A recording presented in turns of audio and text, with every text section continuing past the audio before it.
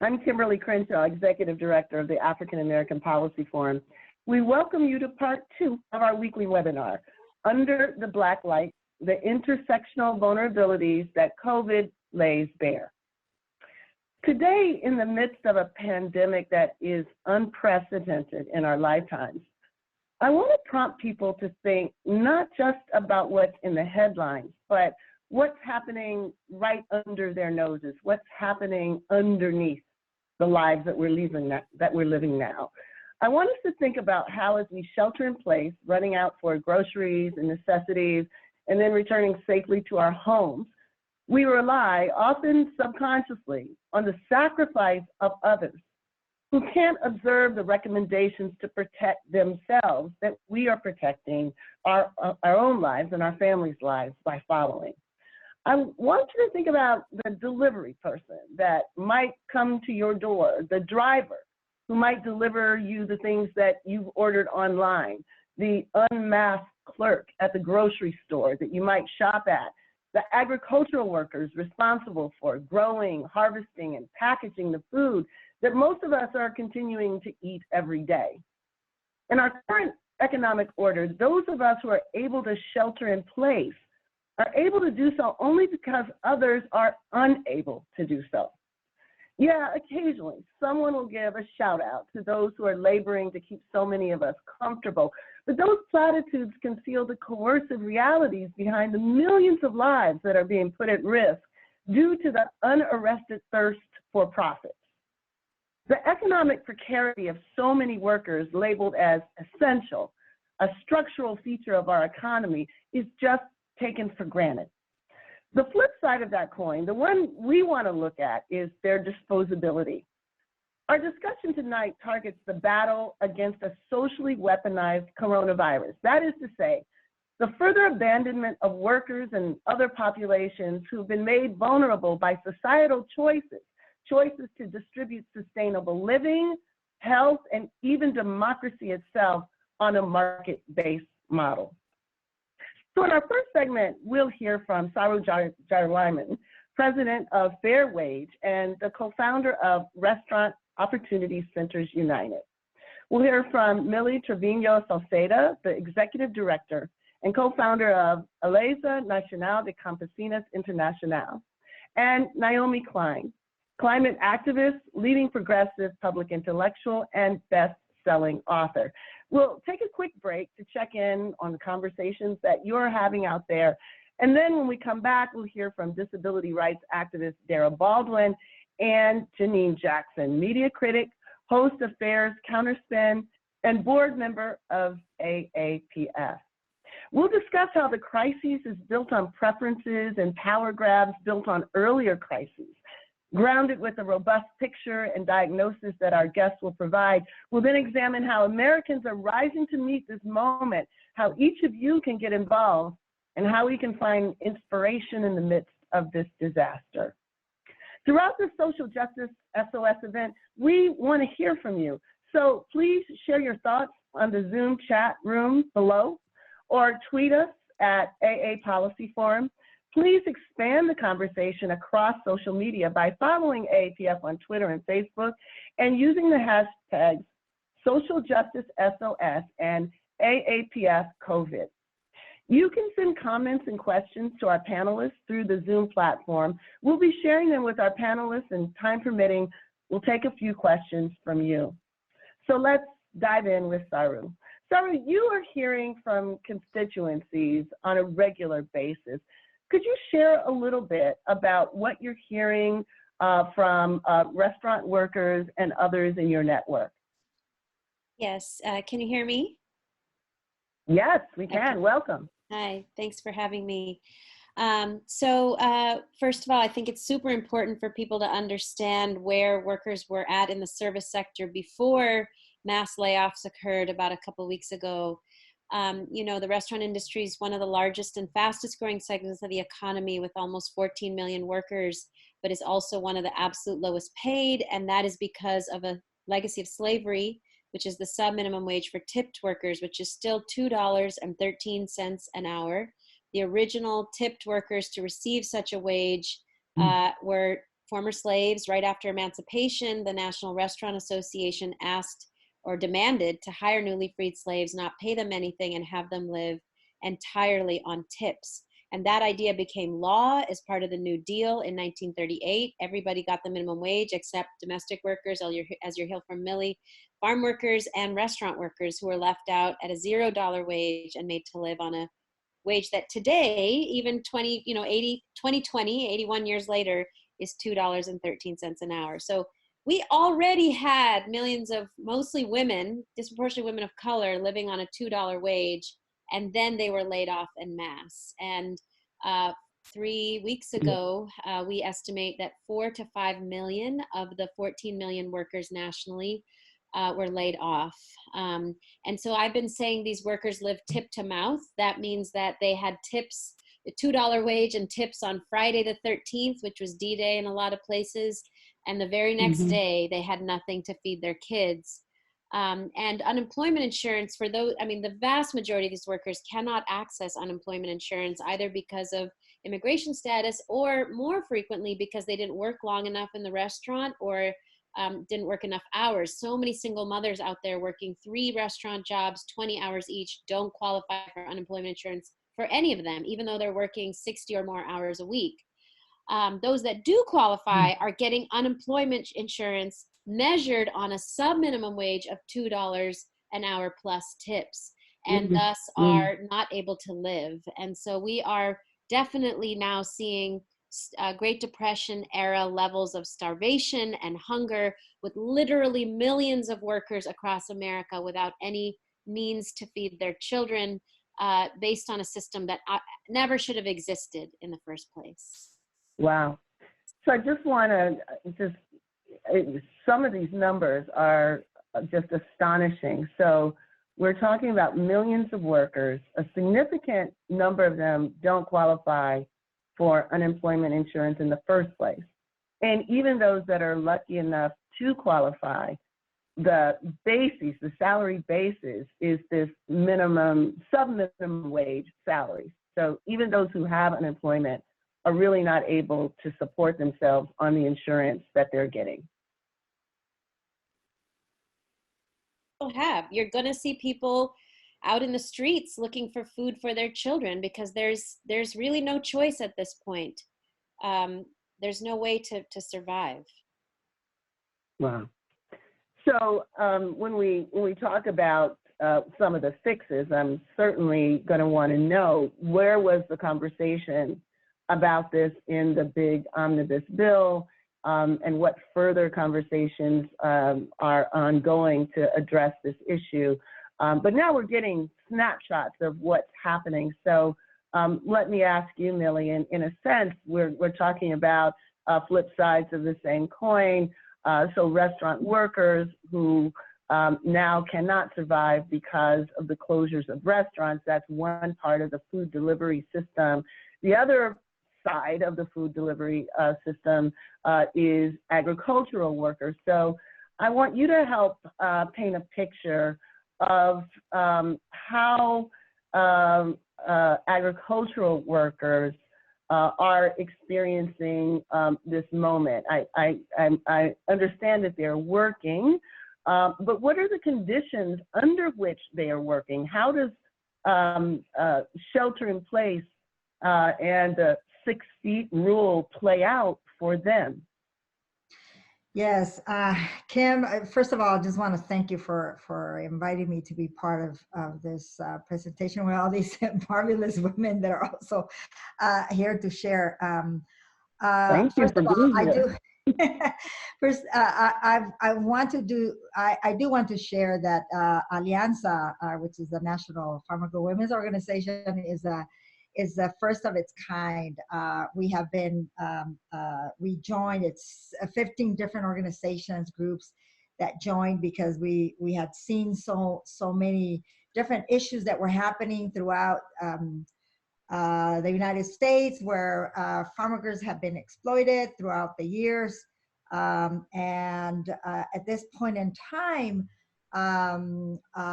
we know that as representing the 15 groups, the 15 actually organizations, We're in 11 different states, and we're representing more than 700,000 farm worker women. And what we know is that we are supporting the workers who are putting food on our tables, as it's been mentioned here. These women and men who don't have the choice of staying home during this time of crisis are having a lot of things that they have to go through. One of them is that they don't have a choice. They don't have a choice of if and because of the exploitation that already exists in many of this jobs that they have, they actually having to work shoulder to shoulder. And I hope you do have the pictures that I sent.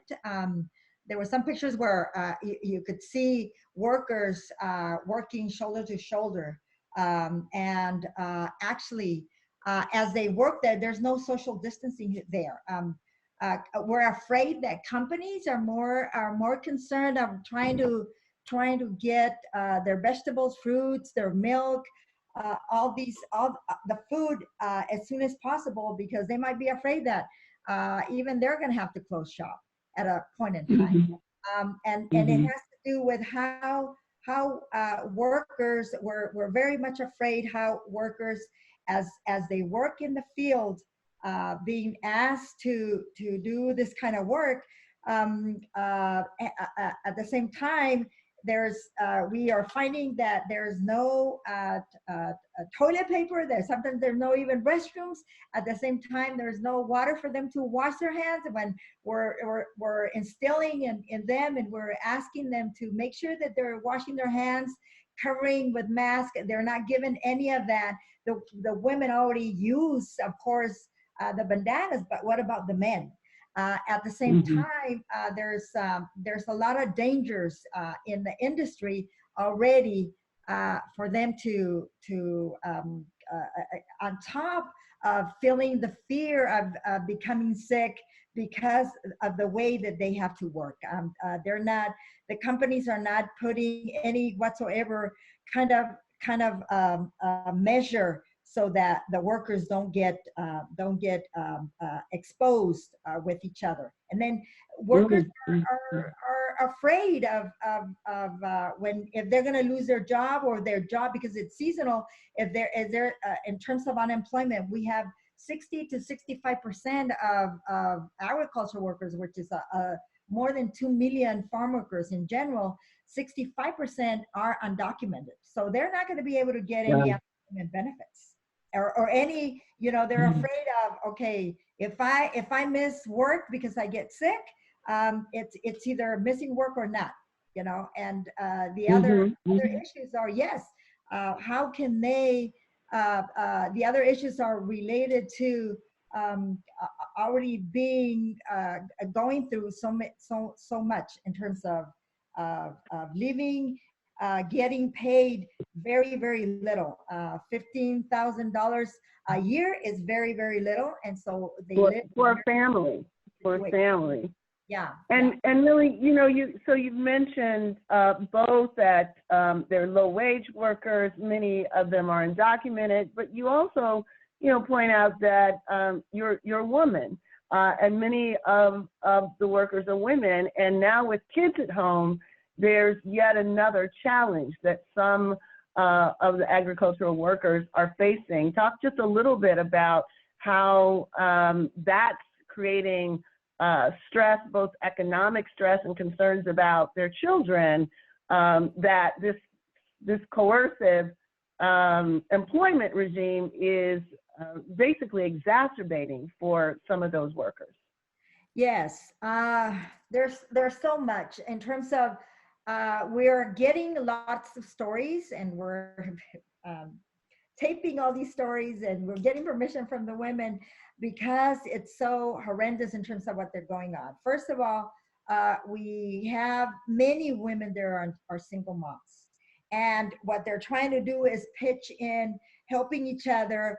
One of them goes to work while the other one takes care of their kids, and then the other day the other goes to work, and it's so they're risking the the issue of being fired because they're not there on a daily basis. At the same time, they some of them end up leaving their children with a 15-year-old, a 14-year-old, and who, if as adults, sometimes they don't know how to take care of ourselves in terms of what's going on right now with this crisis.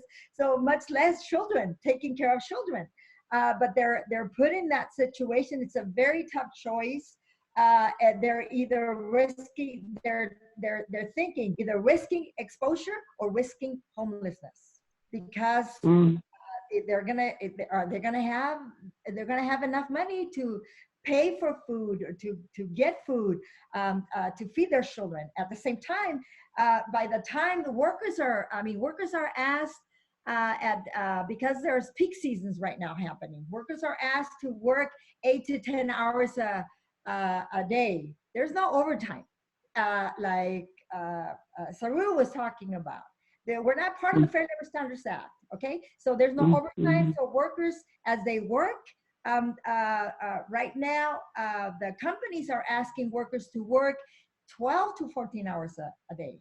And by the time they get home, they try to go to the store, and stores are empty. Their shelves are empty. They're in terms of the what they need to buy, the essentials that are needed. All that is and then they don't have health insurance. If they get sick, none of this is being dealt with in Congress. They're just saying, okay, it's essential. It's an essential workplace. You need to make sure that laborers are there, but they don't care if workers are going to be laid off. If there's health insurance, they're getting paid enough. Even if they're undocumented or not or what, all this is terrible. It's really terrible. Wow. So I mean, it truly is the quintessential picture of being essential and being expendable at the same time. And in particular, the challenges that many of the single moms are facing as well. Well, Lily and Saru have given us a sense of what's happening to workers involved in the agricultural and food industries, and we'll talk more in a bit about what is and what isn't happening to alleviate these conditions. But while workers have been busy trying to keep themselves and their families alive, and employers and governments are dragging their feet in providing the protections for them to do so, like paid sick leave and other relief, other things seem to be happening fairly quickly. So I'm going to turn now to Naomi Klein, author of The Shock Doctrine, The Rise of Disaster Capitalism, and among other profoundly illuminating books, just to give us the wish list of accomplishments that seem to be within the reach of corporate interests at this moment. So Naomi, give us more or less a snapshot of all the things that are happening under the hood or under the rock of coronavirus these days, things that have been on the wish list for a while, perhaps new ideas, but just who's getting served in this moment, whose interests are being advanced? Sure. Well, Kimberly, thank you so much for inviting me to be part of this amazing discussion with so many fantastic women. Well, so you talked about the wish list, and this is something that we see again and again during times of profound crisis or shock, and that's what I mean by the shock doctrine. It is a term that I started using after Hurricane Katrina, because we saw such a clear pattern of an absolutely bloody-minded focus on the part of corporations and right-wing lawmakers who were in constant communication, strategizing about how to use the crisis of Katrina to advance a pre-existing wish list. I often quote the late right-wing economist Milton Friedman, the sort of the godfather of neoliberalism in so many ways, where he said, only a crisis, actual or perceived, produces real change. When the crisis occurs, the change depends on the ideas that are lying around.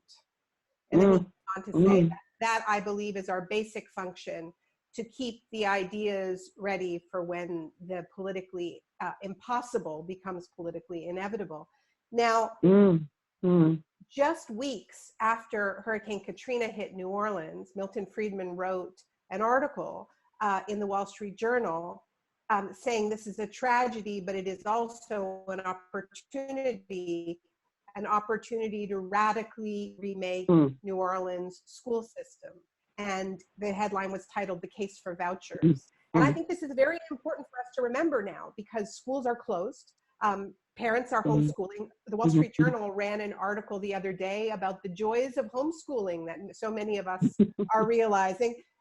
Can you teach at a couple universities, and all faculty is now, we're suddenly teaching remotely, but we know that there is a existing agenda actually to move much of teaching online. And so that's just one example.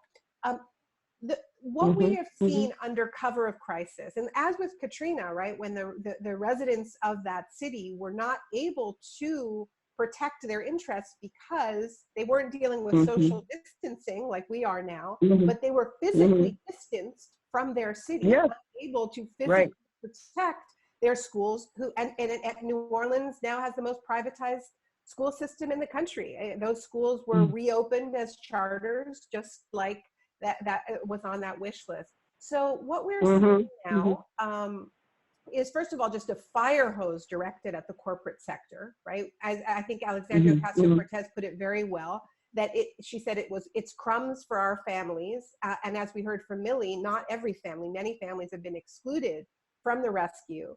But trillions of dollars for Wall Street, a $500 billion slush fund that is has a few strings attached. But Steve Mnuchin is fully empowered to cut those strings at will. So it basically means that the strings that, for instance, say you can't use this money for stock buybacks, none of that is enforceable, okay?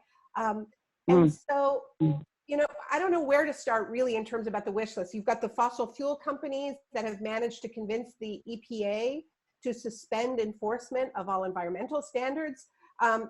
They wanted that before Corona. They're using this pandemic, which prey a virus that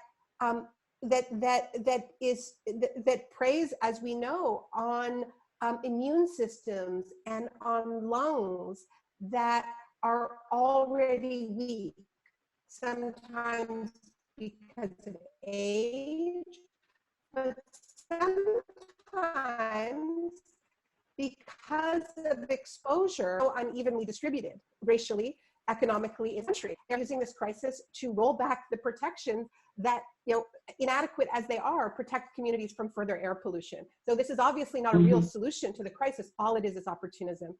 I think Silicon Valley has their wish list, and they're seeing. So I talked about the wish list for the education sector to have. I think there is a pre-existing desire from a lot of very powerful companies to have pretty much all of our social interactions mediated by for-profit tech companies.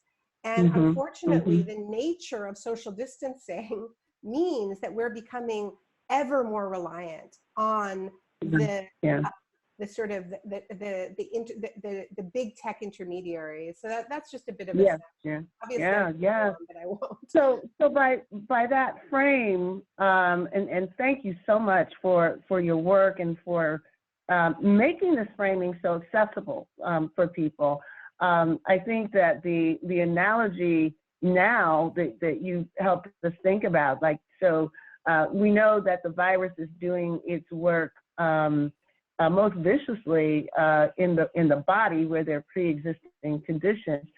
If we think about what disaster capitalism is about, is doing its work where there are pre-existing agendas, and these pre-existing agendas are using this opportunity to actually come into fore.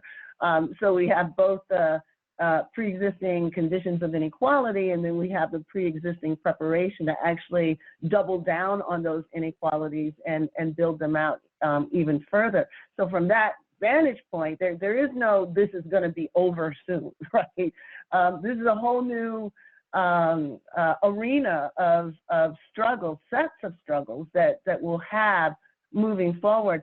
I guess what I'm wondering whether there are dimensions in this moment, Naomi, that that are new in their ability to entrench old equalities. And I'm thinking of what you just mentioned, to put the name to it, that you talked about it in terms of surveillance capitalism. Mm-hmm. So what's a piece of that most people can get a sense of? Surveillance capitalism. How do we see it playing out right now?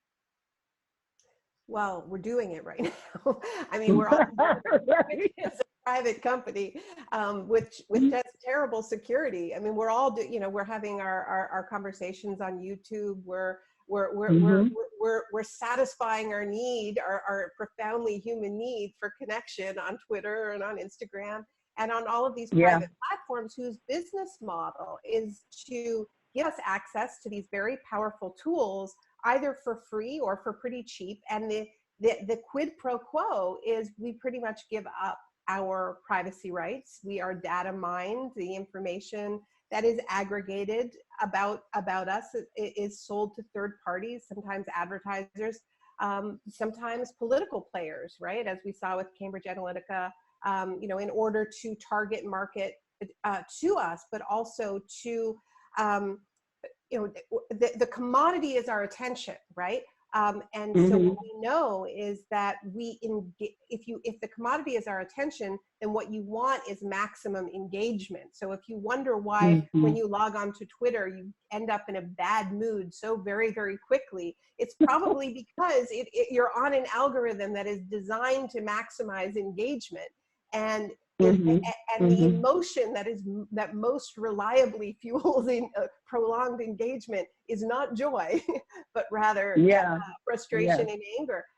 So we are feeding an attention economy, and I think there's a kind of manicness, and I'm so struck listening to Millie's description of farm workers, and this is and as you said, Kim, this profound contradiction of both essential and disposable workers at the same time. I mean, this crisis is playing out so unequally, right, on so many levels, because you have you have workers who are working harder than they have ever worked, more unprotected than they have ever been in terms of just the threat that they're facing, whether it's nurses, whether it's delivery workers, whether it's farm workers, whether it's Grubhub or Instacart workers. And it's important that many of these workers are in the so-called gig economy. So they don't actually have employers, or rather they have employers in denial. So one of the wish lists for the restaurant industry, where Saru, represents so many workers, is, they want to move the whole workforce to the gig, to the gig workforce, to be able to dial for food, to basically order their workforce the way we order food, right? So you do not actually an employer, you don't have to give any rights whatsoever. It's an utterly non-reciprocal relationship. Even more precarious than just paying that sub minimum wage and tips. So there are all kinds of pre-existing agendas. Obviously, the worst case scenario is just the way in which we're superpowering some of the worst actors in our economy, like Jeff Bezos, who's making an absolute killing from this, right? And is one of the worst employers in our economy. But obviously that's not the whole story, because another part of that story is that these workers who have been denigrated as gig workers, as low skilled, are acutely aware of how essential their labor is now, and there is real power that comes from that. And as you said, times of great crises are opportunities, that may be sort of politically it's just there. How it gets used may be a product of how we're mobilized, what we have the capacity to do, and that all in turn is grounded on what we can now see, particularly what we see in terms of the mutuality behind and across many of these different constituencies. I want to come back later in the conversation because you did mention Cambridge Analytica, and another part of the wish list that seems to be happening here and around the world has to do with pushing back against democracy, concentration of power. So we'll talk about that a little bit after the break. But first, I want to go to our social media director, Janine Irving, just to get a sense of what we've been hearing and reading. How has the conversation been taken up by our participants in the chat room and over Twitter? Janine? Yes, so thank you for everyone who is online having some great conversations again in the chat box. Wonderful comments on Twitter as well. We've got some really, really good conversations and questions going. A lot of people are, of course, showing concern about people out in the fields, healthcare workers, people who are on the front lines being exposed at this time. A lot of great questions from a wonderful group of West Africans in the chat box. We've got a lot of people who are concerned about making sure that cultural community is figuring out ways to stay connected with all of these separations, you know, and the physical distancing that people are experiencing. People are also very concerned about, you know, what this $1,200 stimulus check is going to do for people. Is that going to be enough to cover people? And what about people who aren't covered? So great conversations going on so far. Okay, thanks, Janine. We'll check back with you in a bit.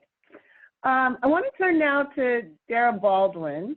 Among the various constituencies that are flying, you know, sort of under the radar, are, of course, people with disabilities, along with many of our older members of the population. To some extent, there's been a conversation about older people, but not much of a conversation about what is actually happening in terms of healthcare.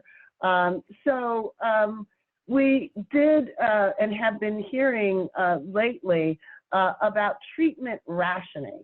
I've seen, you know, reports of the conversation about it in Alabama and Kansas and Washington. So you have talked about treatment rationing as an example of what's not working in our sort of public health system. So first, give us a sense of what is the conversation that treatment rationing is indicating, and then we want to get a sense of how it's tied to our public health model.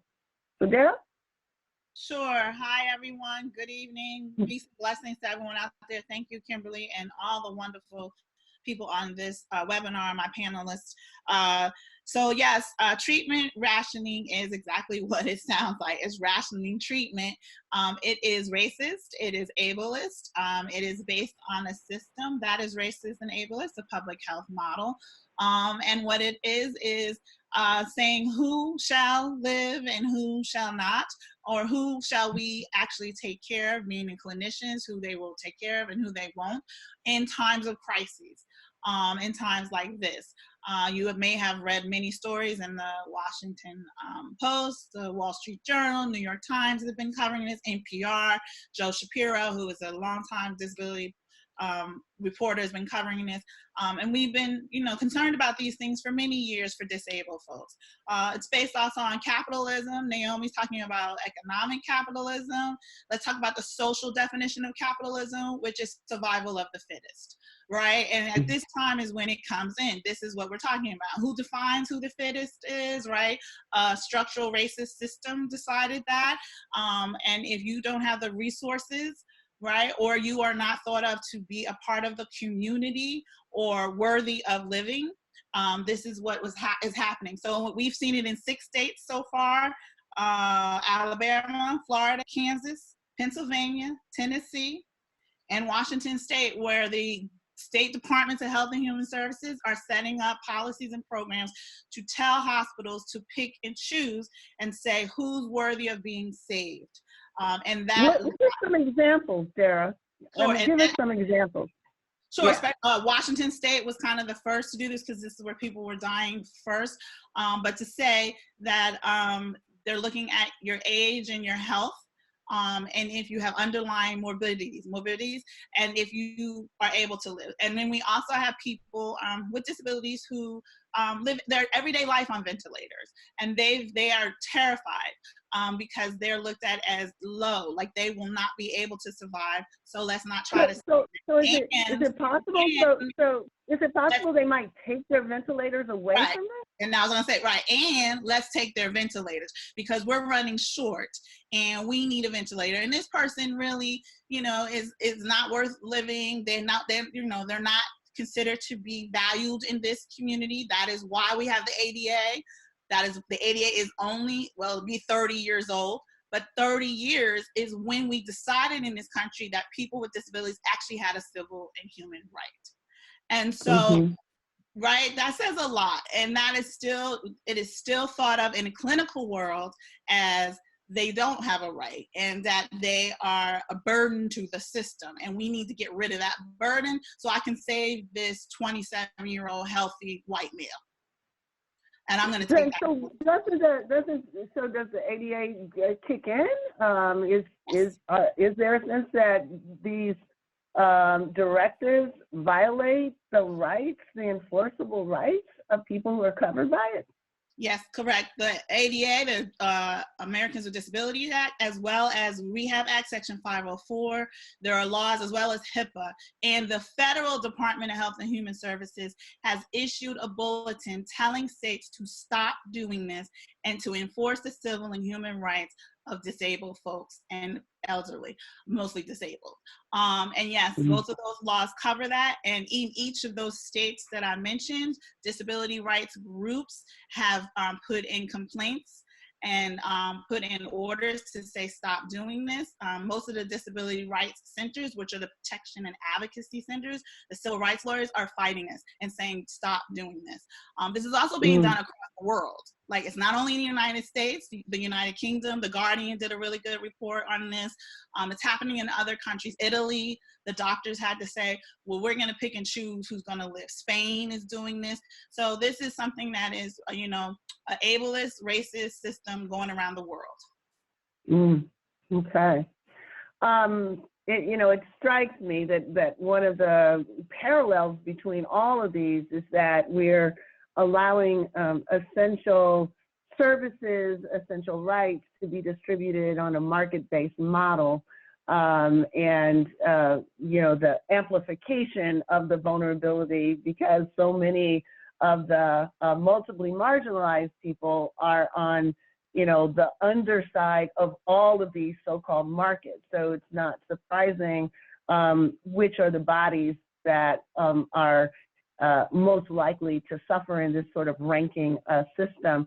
But it seems as though one of the challenges, I'm sure people will say, well, but isn't that just, the reality? What else can we, do? This is a moment of significant stress on a system, and this is just what happens when the system gets stressed.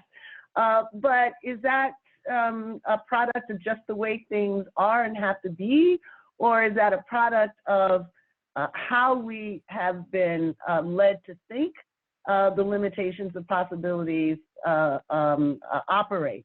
So for that, I wanted to turn for a moment to talk to Janine Jackson, who can help us think about how some of these issues are being framed by the mainstream media. So, Janine, what are you seeing in the mainstream coverage of this virus that, brings to fore some of the pre-existing problems that I know you've talked about and others have talked about, and its impact on, rationalizing much of what we've heard all of the other guests talking about so far.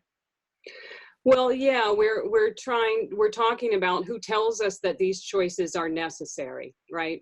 The moment is really showing us the conflict between journalism as a public good, as a public service, and our historical and reversible choice to allow media to be run as a profit-driven business, where the owners are corporations, where the sponsors who fuel it are corporations, and where on the boards of the media outlets, you have folks from insurance companies and fossil fuel companies and banks and military contractors.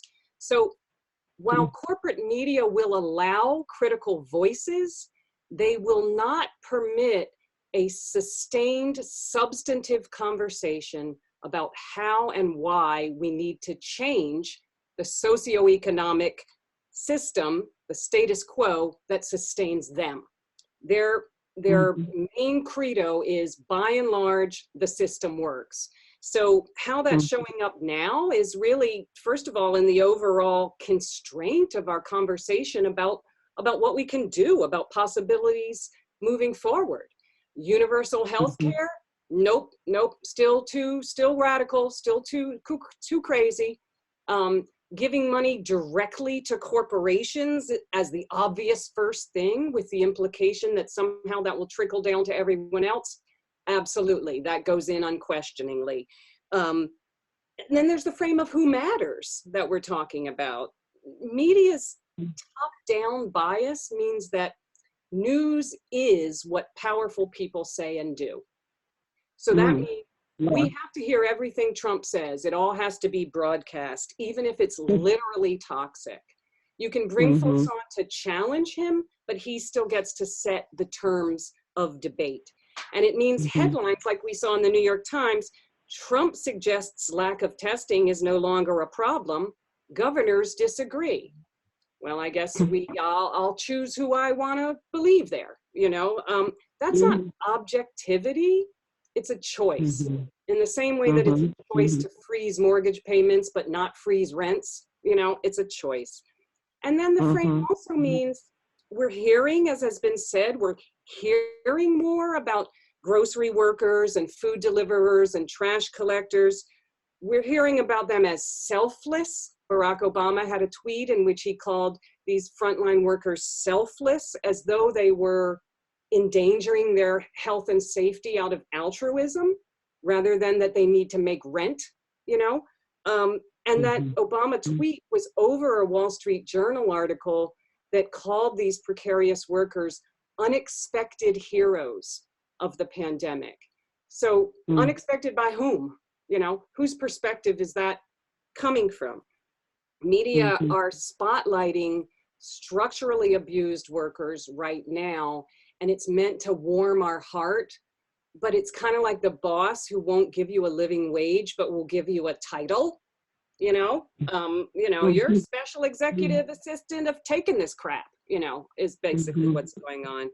And then this is all within a real curse word of a frame: lives versus livelihoods. And this is where media say, yes, it's important, human lives are important, but.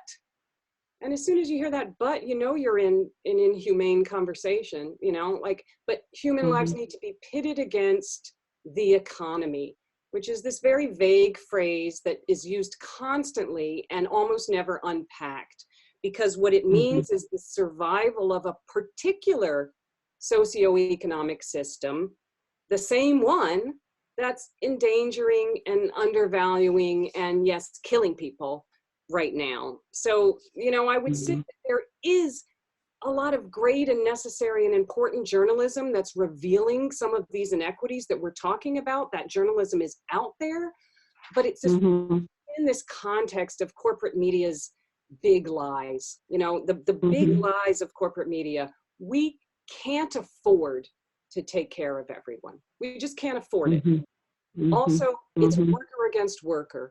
So if you order a pizza right now, well, it's you that's exploiting that worker, right? You know, and then people with alternative visions, with alternative ideas, are marginal at best and dangerous at worst. And I would say that the Blacklight's attempt to constrain our belief in one another and our understanding of what our possibilities are. And I say attempt because, of course, ultimately it's not up to them, it's up to us. And, you know, this is such a important moment for us to think critically about the media, partly because I think the mainstream media, partly because I think the last, you know, several years in which the media have been under attack by the president has, you know, sort of created a circle the wagons kind of response by people. I think with the idea that, you know, the enemy of my enemy is my friend. So some of the critical, you know, reading and work that might otherwise be done, you know, sort of forcing more of the sort of corporate interests to smoke them out, may have been suppressed in part because of the constant attack. And now we're moving into a period where, you know, just the president acknowledging the reality that we're seeing after 6 weeks of denying it and likely contributing to that reality, just him saying that is enough for people in, you know, the media in many places to declare he's being presidential. So, you know, in terms of trying to parse this, to both be aware of the work that Trump's attack on the mainstream media has helped him, you know, sort of perpetrate, and at the same time being critical of what the media don't cover, what they don't do, and how they do function. As a media critic yourself, how should we try to parse this? How should we think about this sort of problematic way of engaging the media? Well, the idea that the enemy of my enemy is my friend is very critical here. You know, just because Trump is critical of news media doesn't mean that you have to defend them. We've seen a number of corporate media outlets sort of rebranding themselves as resistance in this case, but I think we have to hold them to a standard of whether they actually are resisting. It's not enough to put a motto on your masthead that says democracy and dies in darkness. You still have to genuinely engage these problems that, you know, Trump, as we would all agree, is not the only representative of. We're talking about pre-existing problems and inequalities, you know? So one of the main things that we do is look at sources. It's just who gets to speak. You know, corporate media seem to have kind of a, you know, a designated opinion shaper role where even people who've lied, who've gotten things wrong, you know, who've misled people, they don't lose their spot in media. You know, they still shape our ideas. They still get to be in the conversation. And those of us or of folks who were critical of, say, the Iraq War or something, are still marginal, are still scrabbling at the outside. You know, we get an op-ed in, we get something in here and there, but it doesn't get to shape the conversation. And it really does come back to the ownership. This is their interest. These are their interests. If what we're calling for now and what folks are seeing is, this isn't a time for little changes. This isn't about, like, you know, $1,200 one time isn't enough. It should be $1,600. That's not the kind of scale of solution that we're talking about. And so we have to recognize how invested corporate media are in the status quo to realize why these absolutely critical conversations, that's not the place to have them, you know? Yeah. And I think those conversations fall into, you know, sort of two areas that have already, you know, been rendered off limits by conventional, you know, sort of almost religious zealotry around the idea of private property. So the media is owned and the idea of free speech, what they say and what they do is protected, rather than, seeing the media as a public function, and thinking about how to use these moments to bolster the responsibility of the media by rethinking our investments that allow it to do, whatever it's in its corporate interest.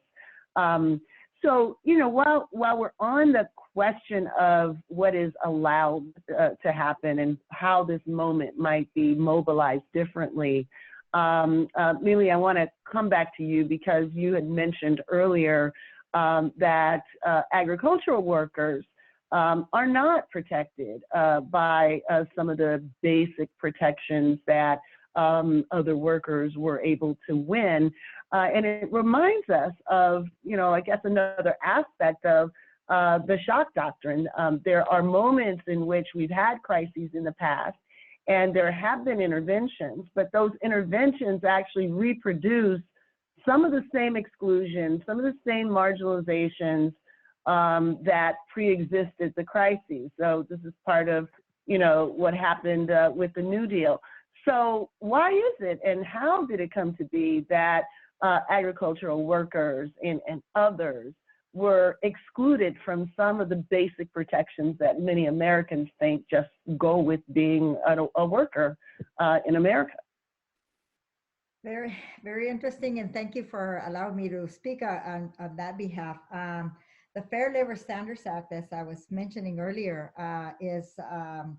was the act that was placed in 1938, and that was just think about who were the Congress people during that time. You can even see them in the pictures.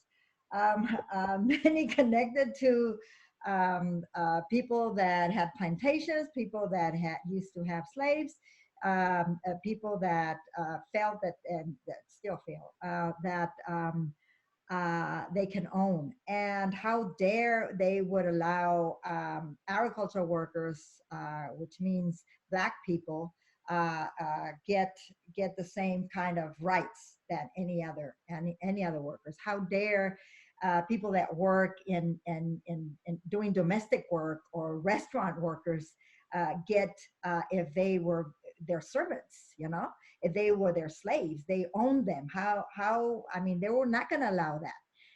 But at the same time, that has continued, and there are some bits and pieces right now that workers have, like some states do, because of the movements with the farm workers in California.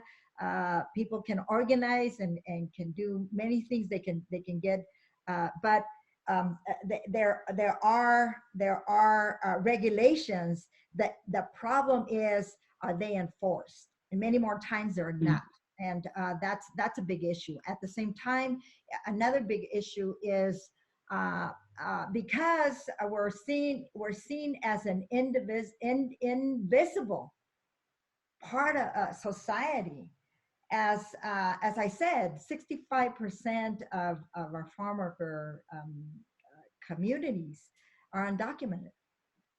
So we're seen as, okay, not only quote unquote illegals, people that disobeyed the law, etc., but they're not thinking right now. They see us as essentials, and I'm glad that at this point in time they're not going and stopping and going to do raids in the workplace. How dare they would do that right now? Because they're essential. You won't have food in your table. People have to plant. They have to work the plant and make sure there's going to be fruit, vegetables. There's going to be milk. There's going to be meat. Everything in your table. If these kind of workers stop, then what's going to happen? People are not going to have food.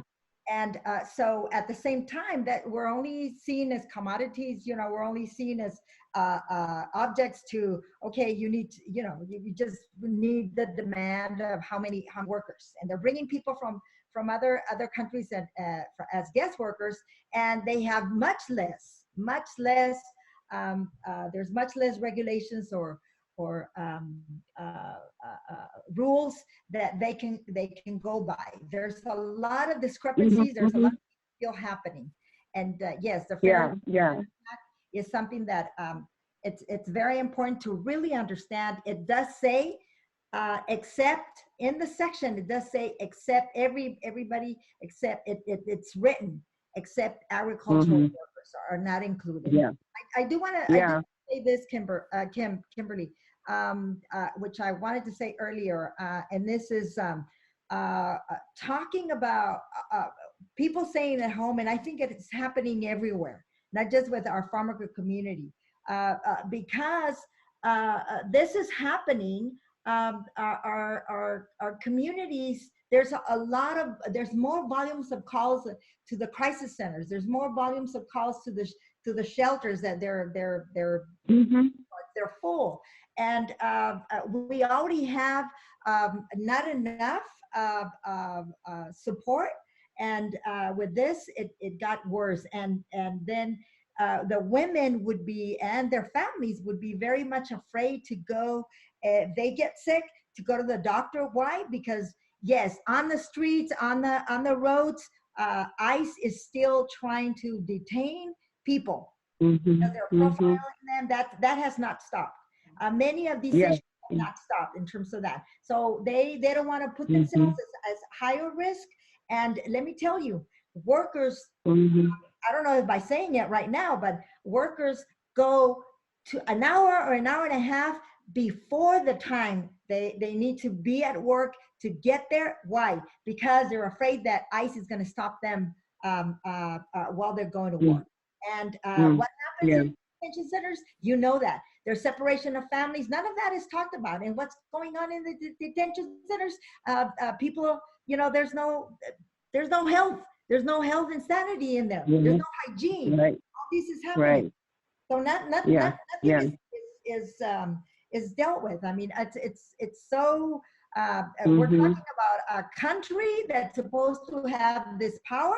The power. It's supposed to be power for the people, not power for just a few that as we've been getting that they want. And this is a prime example about how oppressive dynamics that are permitted to continue in one arena also have reverberations elsewhere. So a lot of the masks we've read are being reserved for ICE workers.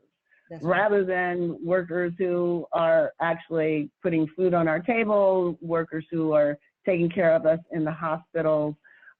Very little focus on that. And we will, as part of this series, have a conversation about COVID in confinement, the ways in which pre-existing vulnerabilities to being policed, being confined, both in traditional ICE and prison facilities, but also confinement in homes, confinement in neighborhoods, how that is all making certain people particularly vulnerable to COVID. I'm sorry, I want to sort of pivot a bit and build off of Millie's conversation about what was included and what was not included in the last great moment in which huge public policy shifted in response to a crisis, and ask both what are the contemporary dimensions of that you all are fighting for to actually be corrected in this moment in which there is, a major effort on the part of our government to address this problem. I mean, trillions of dollars are now going to be spent.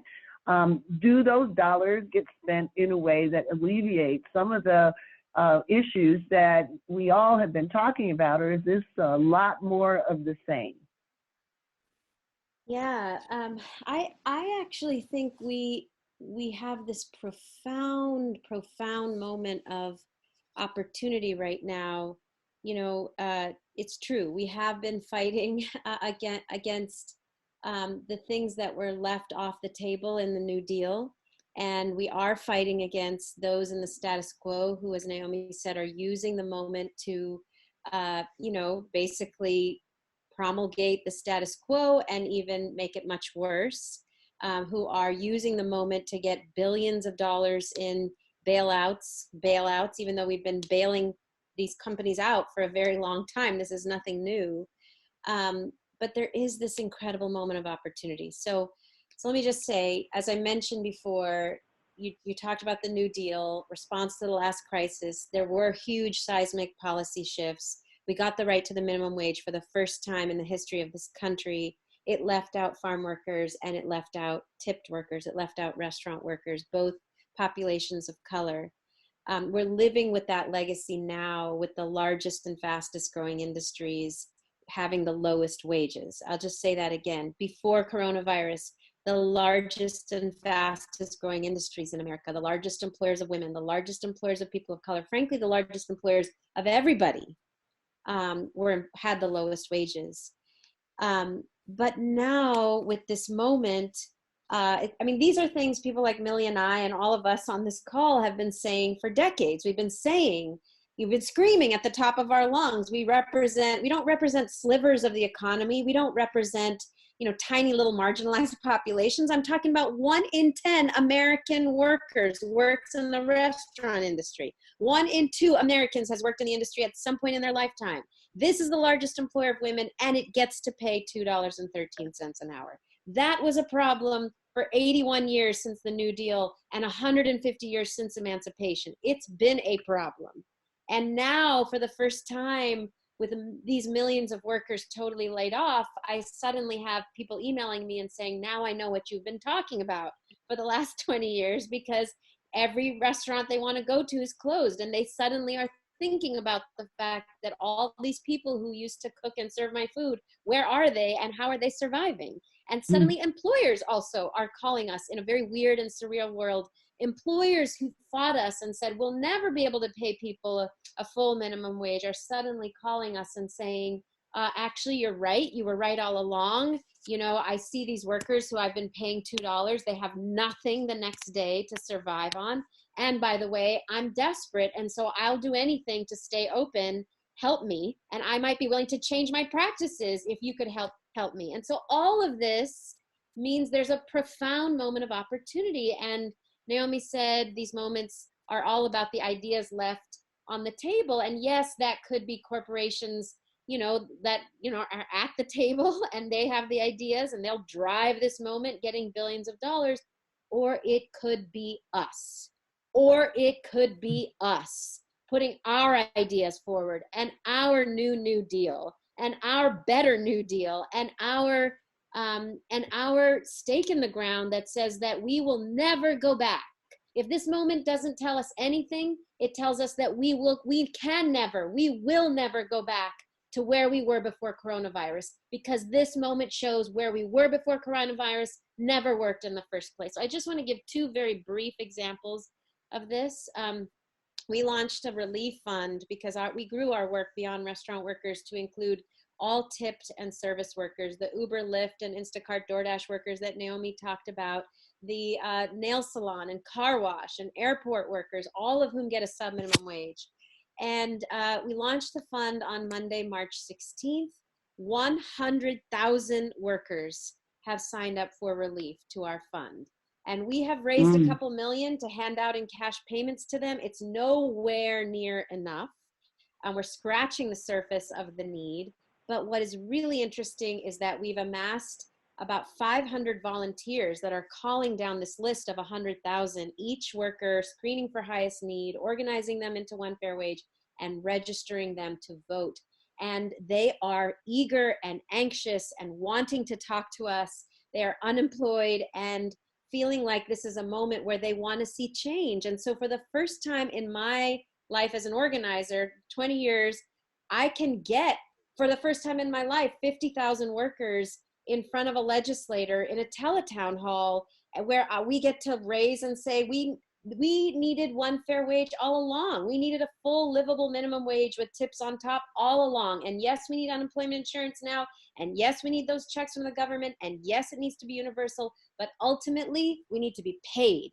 We need to be paid by our own employers. We need to be paid a livable wage.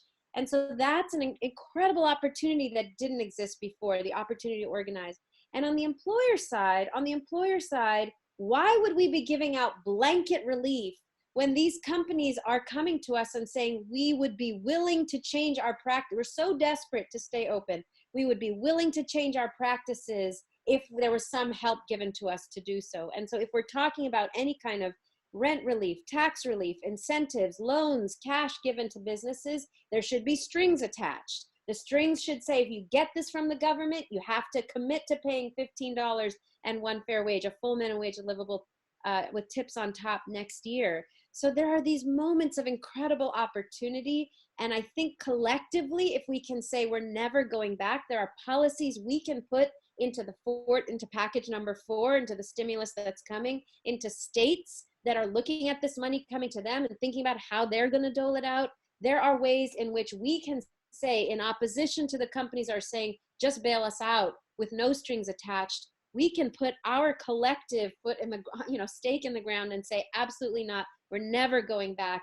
Any relief, any change, any policy right now doesn't just have to be about immediate relief. It has to be immediate relief that helps change the future of our economy and our society forever. Thank you, sir. So much more to talk about, and the chat is really live. I'm going to go to one of our participants who has a question for the panel, and of course I have plenty more, but we want to have some engagement with our panelists. I've got Jason Wu. Jason?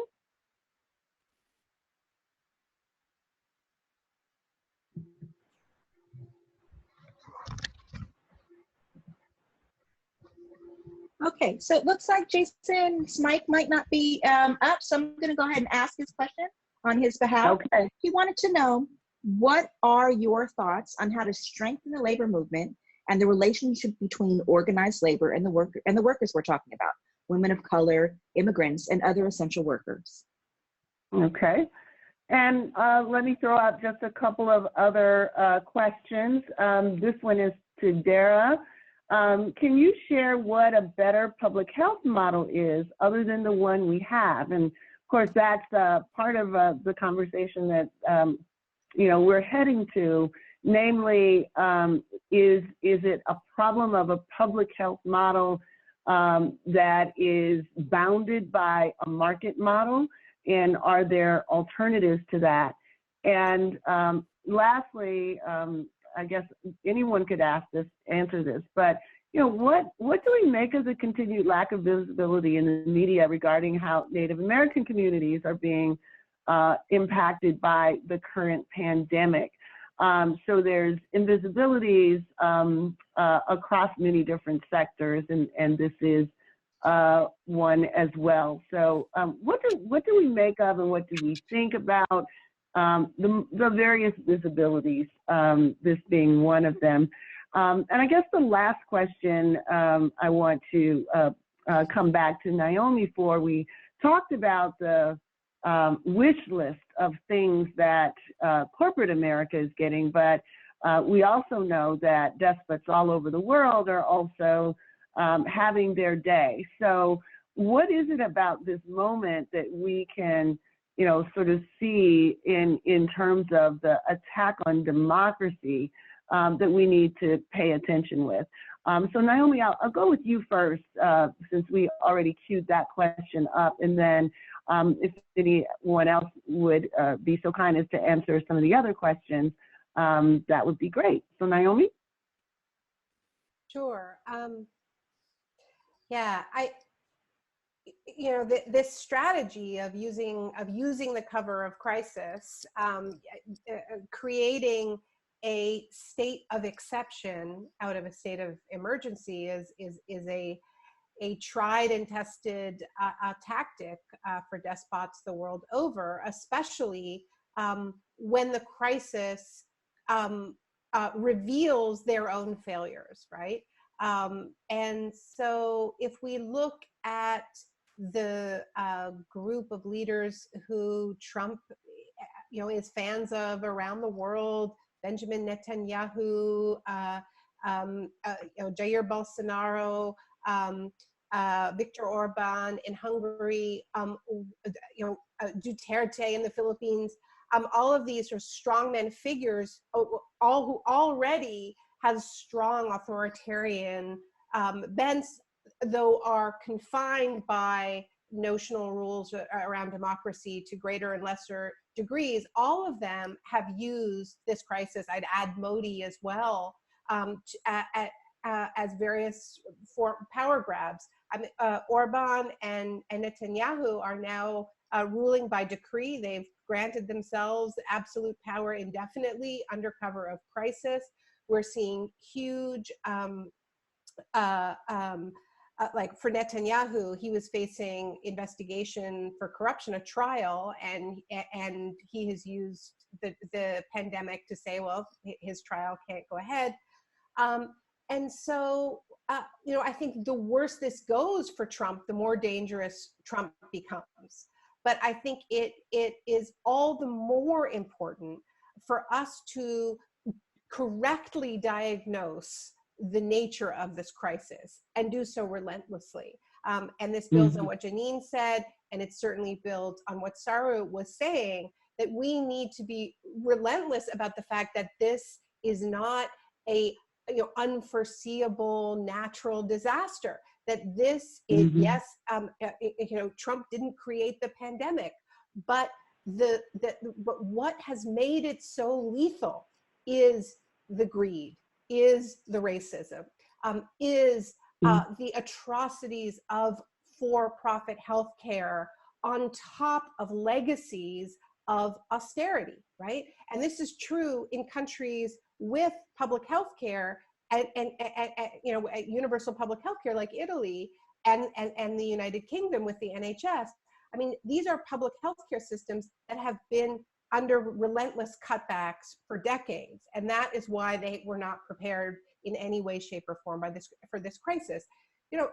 Cuomo just today passed a budget in New York State with cuts to healthcare. And so if we don't fight for a truly just bailouts for people and not for corporations, if we don't make sure that states and cities get the money that they need, then the bill for these huge bailouts for corporations is going to be paid in the form of school closures, hospital closures, further attacks on the public sphere that then make us so much more vulnerable to crisis. So, I mean, Saru is absolutely right. I mean, we're in a war here about how we are going to define this crisis and whose ideas are going to be lying around. Normal is over. We are either going to be blasted backwards or there is going to be some kind of a leap forward. There is, and I think this fantasy of normalcy, of returning to normal pre-Trump, right, is sort of the ghost that haunted this whole electoral cycle, and that Biden represents, the dream that can't we just return to normal? All of that has fallen apart, right? We are entering, we've entered recession. We may well be facing depression. And the question is, what values are going to govern our response to this? I would direct people to the People's Bailout, peoplesbailout.org for the 5 key principles. This last rescue that was so inadequate, so lopsided it's not the final kick at the can here.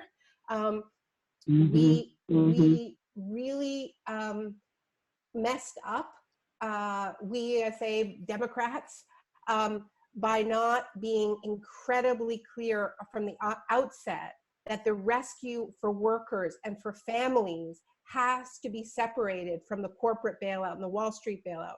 Because so long as those two are attached, right, it's going to be impossible to have a principled position, and they're going to use the need for speed and the state of emergency to say, oh, well, we can't look at the fine print here. We just have to ram this money out the door because don't you know families are suffering here? And every Democrat will vote for it because they don't want to be voting against however meager the bailout is for families. So the original fight is whether or not to bundle together the rescue for workers, the rescue for communities, the rescue for families, and the corporate bailout. Once they're bundled together, we've lost. right? Yes, so yes, so the yes, next round, yes. we can't repeat that mistake. That's absolutely key. Yeah, yeah. And just to echo a little bit and more, sorry, yeah. No, this is wonderful, because I do want to, conclude our conversation with what do people need to be doing now. So you've helped us unpack, how it is that this $1 trillion, bailout really ended up being more of the same, bailing out the corporations, relying on trickle-down approaches that we know never work. And we see so many of the Democrats basically supporting it as well. So one part of it is, just being informed and reading behind the lines. And another part is having access to different forms of information, or information from different places and spaces. How do we grapple with the fact that someone who is now being framed as the rising star of the COVID virus at the same time is part of the problem by undercutting public health? I mean, it's like, how do we finally, take whatever pill we need to take in order to be able to cut through the matrix and actually see, what's happening? So in the spirit of what you had said earlier, Naomi, this is a moment. If I could just say that the last time people got carried away with the New York leader in a crisis, his name was Rudy Giuliani. So, let's be careful with the Cuomo mania, because it doesn't age well. And we seem to be. No, but that's, I think, historical precedent, sometimes can be the antiseptic that we need, right? Like, yeah, that's what happened. And clearly not, there are a lot of people who aren't on that bandwagon, but enough were on the bandwagon that allowed the narrative to be driven. Right.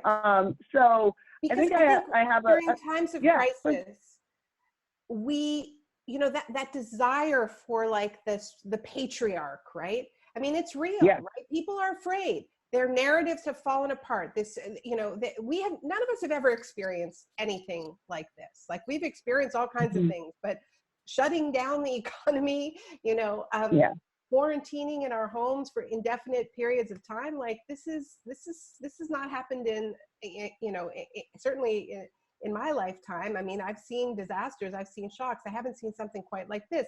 And it's moments when we're really in uncharted territories that these sort of strongmen figures can seize power. And that, we talked about surveillance capitalism earlier, but it's, we're seeing, I talked about Netanyahu. He's pushed through mass surveillance of the population, policies that were road tested on Palestinians, now on everybody in Israel.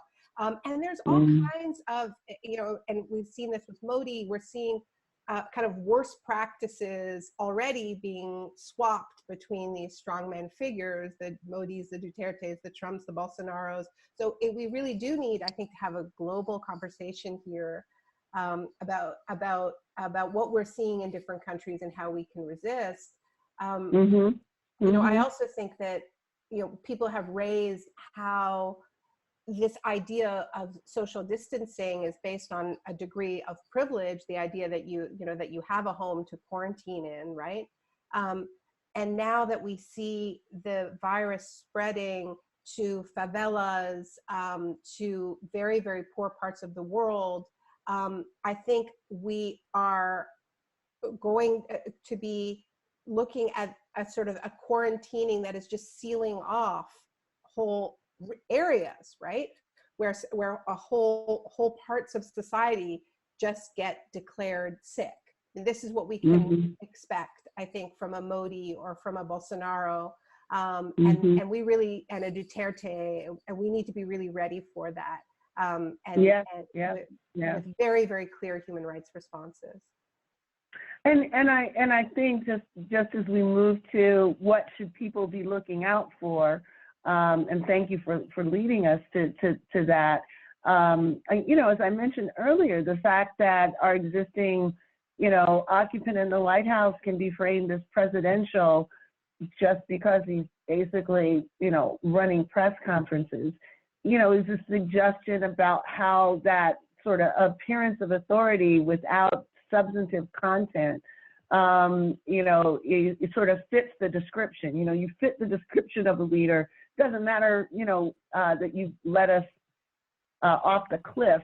That's more or less a signal to me that the exceptionalism that many Americans embrace, to think that, okay, these things will never go, you know, south in that way, is false. We see it happening now. We see hundreds of thousands of people potentially dying. We see all sorts of power grabs being unfolding. And, you know, there isn't a real strong sense that the opposition is really as oppositional as we need it to be, if at all. So in our last 7 minutes, and time has really flown, I want to ask you all, each of you put out some idea or some set of interventions that you are hoping to generate support for and make people aware of.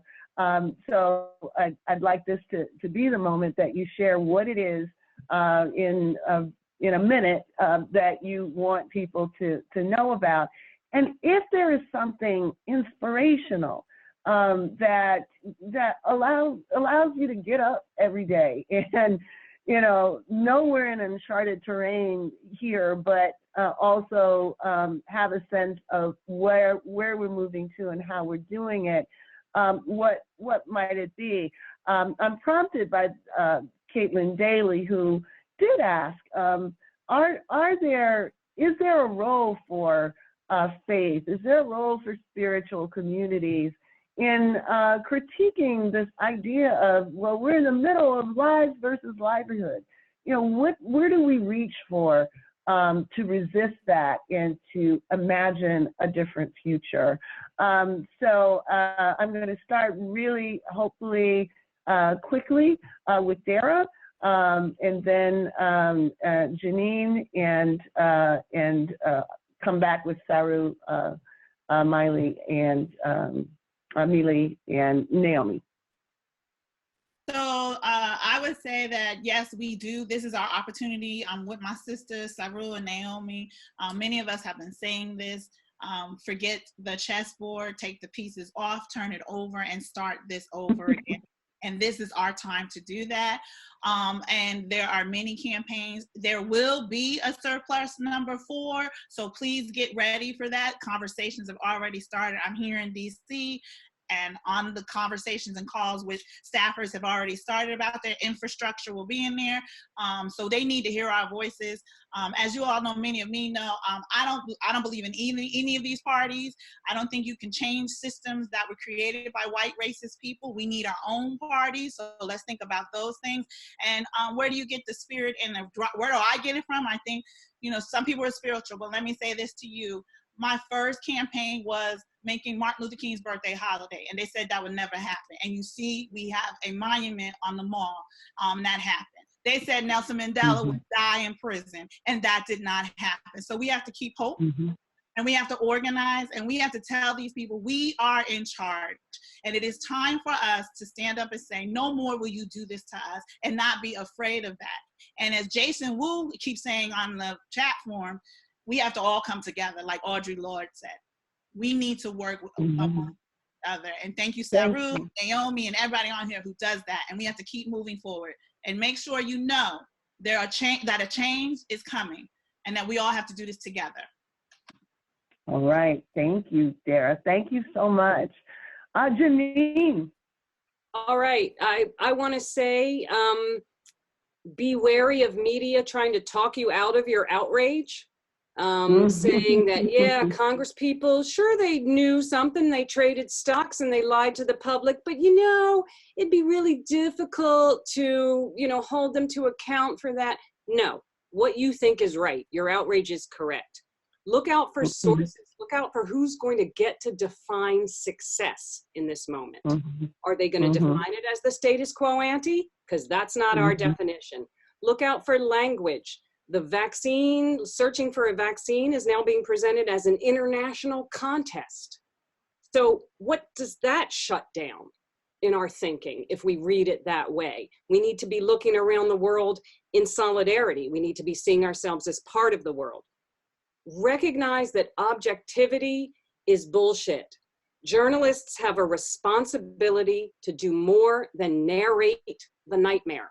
You are not wrong to demand a pro-humanity bias.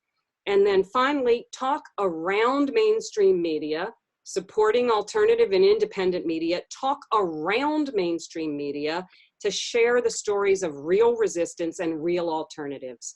When I read about GE workers striking because they're demanding that their factory not make jet engines, but instead be turning to ventilators, that doesn't only cheer me, it also materially helps me understand whether I could do that where I am, you know, whether I'm an outlier or whether I actually have support. We actually do have one another, but we have to be able to stay in community, and we have to recognize that although we may rely on news media for information, we can't rely on corporate news media for the conversation that we need to have to genuinely move us forward in a way that doesn't move us backward. Thank you, Janine. Thank you. Neely. Okay, thank you. I did want to say in real quick, our farm workers, campesinas, campesinos as we call them, are our heroes. We are heroes. We're heroes. Why? Because we're essential. We know, and we've been calling attention. At the same time, we're asking our local government, our Congress people. We're already doing this work in terms of trying to get them to really put attention in our language, not just English, in our language, to do town hall meetings. We're also asking them, we're writing letters. And when I say this, it's out of the 15 organizations, several of them are already doing that. And so what we would want is look at our website, alianzanacionaldecampesinaz.org, and you will find all the different organizations. And if you go into the website, you're going to find out what the organizations are doing. And so what we're asking is to contact Congress people to remind them, you know, if we're essential, then, you know, provide the support that we need. That's what we're asking for. Provide you know, the support in general, not just, oh, we're going to give you all some of the money. You know, what is going on with workers? How are they really being taken care of so that they can survive this and continue living in a very dignified way? And then aside from that, please follow us in our social media. You know, the Campesinas Unite, Farmer Girl Women, Alianza Nacional de Campesinas .org, as I said. And we're asking for donations because the majority of the time, the donations will go, if you can go directly to our website, you're going to find all these different organizations. Please donate to the organizations. Why? Because they don't have money. We're doing all this because it's needed.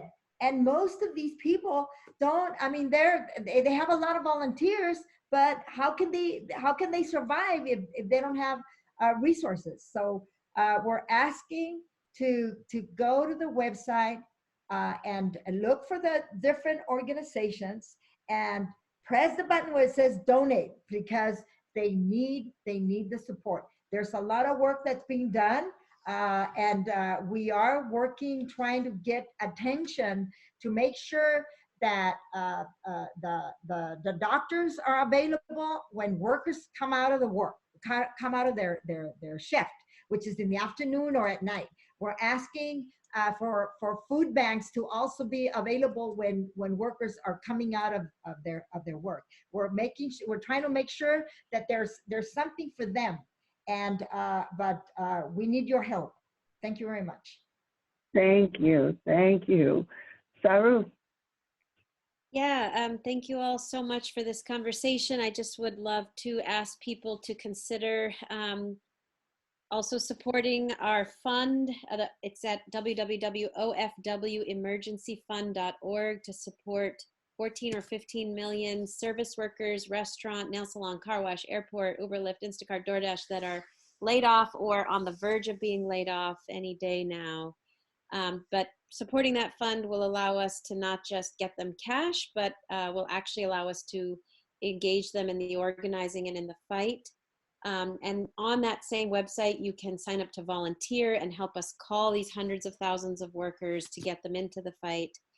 But I also want to say that there is a way in which you can support every time you think about ordering out right now, which is that we've got a list of the restaurants that are doing the right thing, have always, even now, 800 of them that have been providing livable wages and working conditions. It's a free app you can get on your app store called the ROC National Diners Guide. You can download it and see which restaurants are doing the right thing and order your meals from there. I just want to say that there was a title of an article in Fast Company, of all places, called "The Impossible is Possible." And it does seem like that moment where things that before seemed totally impossible now seem totally possible. A few weeks ago, a company that we had fought for years, decades really, Darden, which is Olive Garden and Red Lobster parent company, they had actually poured money into fighting us on minimum wage and paid sick leave, suddenly announced overnight they were providing all of their workers with paid sick leave.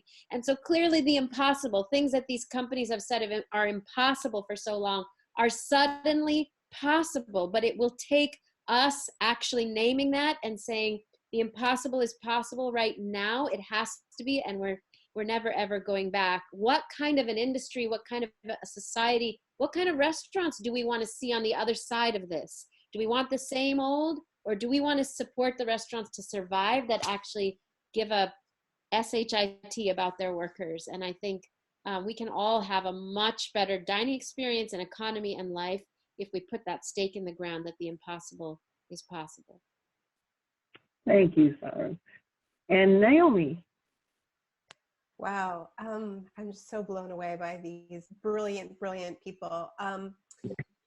Sarah and I talked a week ago, and we were talking about the fact that a lot of these restaurants, some of them are going to go under, and in many cases, their workers might want to take them over and turn them into cooperatives. And so, in addition to fighting for those fair wages, we can also think bigger. We should be thinking bigger about a radically more democratic economy.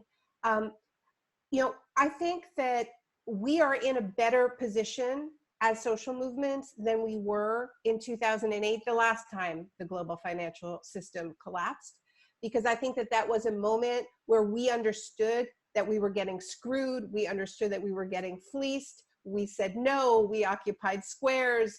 We did all those things, but what we didn't do enough was very clearly put forward visionary alternatives that meet people's real needs. And I think that in the intervening years, there has been a lot of proactive work done by the Movement for Black Lives, the Platform for Black Lives, the Green New Deal. Many examples of bringing movements together to think about the world we actually want instead of this broken world. And so now is this moment where we have to believe in those visions with the same confidence as the people we are up against, who in bloody-minded fashion are going to be pushing the ideas that don't only represent death for individual humans, but also represent death for our collective planet. We have an opening here. It comes at a tremendous cost. These are going to be brutal, brutal weeks and months. We are going to lose people. We have already started losing people. And those losses cannot be in vain. We have to make this crisis mean something. It has to be a moment of transformation. At a group I helped found called The Leap. If people are interested, they can go to theleap.org. We're using a framing around this moment being a moment of rescue, a moment of where people desperately need relief. We are also going to need a recovery, but we also need to reimagine. So we think about it as a three-stage process, but we have to plant the seeds for that reimagining in the relief stage, in the recovery stage. And we have to be very, very clear on what that is. We cannot look to the Cuomos, or obviously not the Trumps, but these strong men as our leaders. We see who our leaders are. Our leaders are the people who are saving our lives right now, who are keeping us fed, right? Who are keeping us alive in hospitals. We have tremendous leadership here on this, in this conversation. In National Nurses United, Bonnie Castillo, the head of the nurses union, who are fighting for Medicare for all before this happened, because they didn't want to be put in the position of having to choose who would live and who would die, which is what happens under a for-profit healthcare system with or without a pandemic, right? So we already have those leaders. They are overwhelmingly women, and we need to follow them and not look for these patriarchal strongmen figures who give that temporary sense of safety. And we have to help our friends and our family members steer them away from those false prophets in those moments. And I guess the other thing I would just say is we have to remember what we're missing in this moment. What we're missing, I don't know, speaking for myself, I miss my friends, you know, I miss community. I miss being in rooms with each other. You know, I don't miss consumerism so much. And we need to build an economy that values the people who we value most in this moment, that is built on caring for one another and caring for the earth. I believe we can do that. It's going to be the fight of our lives. But, you know, like, what else can we do? So, yeah.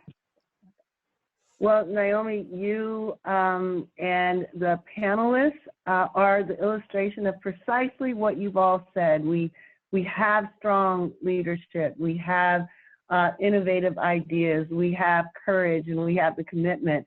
All of you have brought that to us in so many ways today.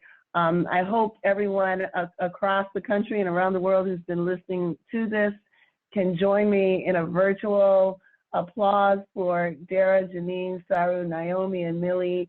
As you can see, they are all in such demand for their wisdom and what they bring to the table. We're so appreciative that you were willing to spend this time with us. So thank you so much, all of you.